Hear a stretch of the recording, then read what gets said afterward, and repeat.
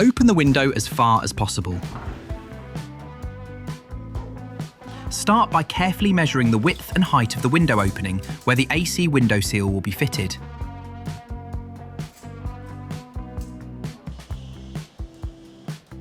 You need at least a 1 cm rim to mount the Velcro on. Allow a clearance of 5 mm for both the height and the width. Decide where you want the hole in the panel, and then measure the diameter of the exhaust hose of the portable AC. Keep in mind the length of the hose and where you'll be placing the AC. Clean the frame thoroughly with an IPA bonding cleaner. Apply the soft side of the Velcro to the frame and press it down firmly. Lay the panel on a flat surface and remove the film. Apply the hook side of the Velcro along all 4 edges on the back of the panel and press it down firmly.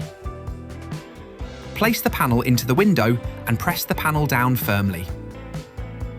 Now remove the film from the front of the panel. Now take the portable AC and place the hose into the hole in the panel. Switch the AC on.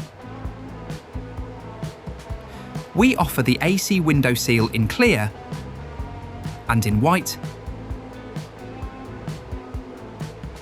black and budget white.